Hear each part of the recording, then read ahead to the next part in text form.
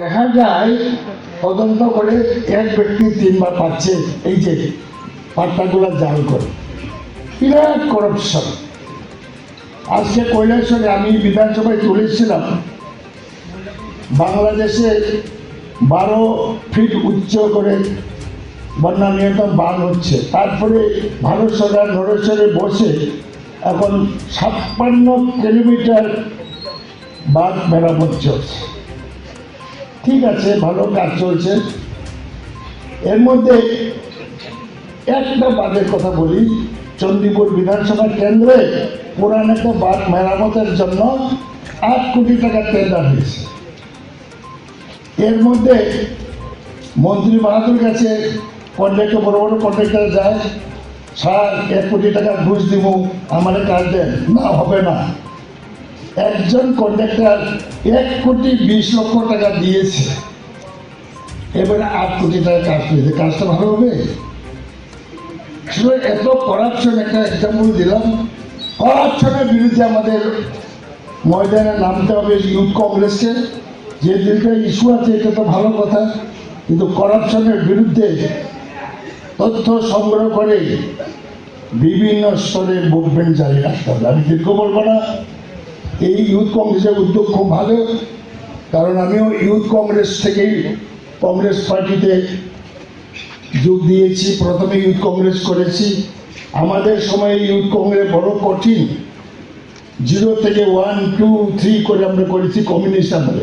মহাকাল অফিসাররা, বড় বড় অফিসাররা বাদ নেই, সব একদম সুন্দর করে।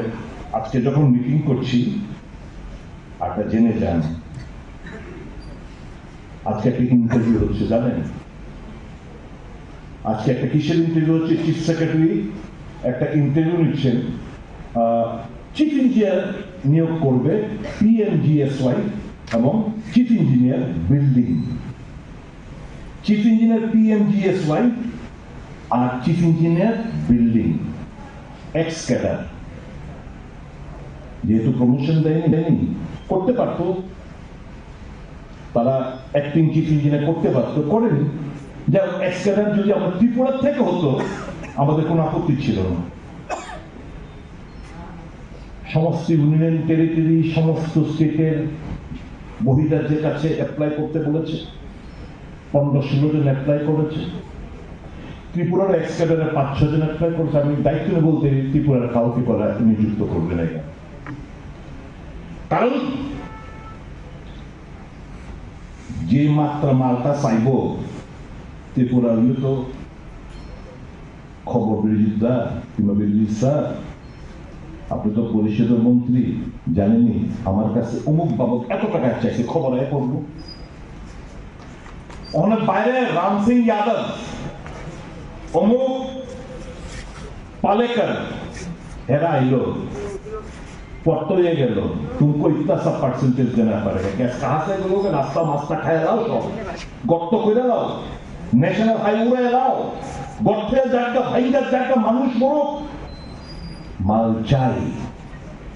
এখন 2টা শক্ত মালের জায়গায় চিফ ইঞ্জিনিয়ার বয়তে চাইতেছে বাইরে লোক আইন না।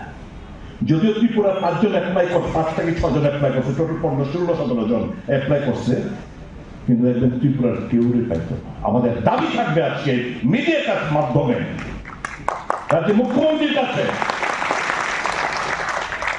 এই বহির্রাজ্যের আমদানি করার লোক আমরা মানব না।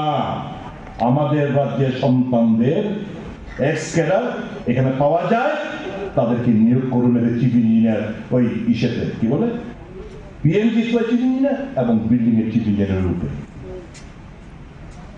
দেখবেন যতই দাবি করি, দে আর প্রিডিটারমিন্ড। এখানে আমরা খুব দারুণ একটা জিনিস ভালো লাগছে, দয়া করে যারা আদিবাসী বন্ধুরা, যুবক বন্ধুরা এখানে এসছো, তোমরা একটু দয়া করে হাতটা তুলো তো। আদিবাসী যুবকরা, আদিবাসী যুবকরা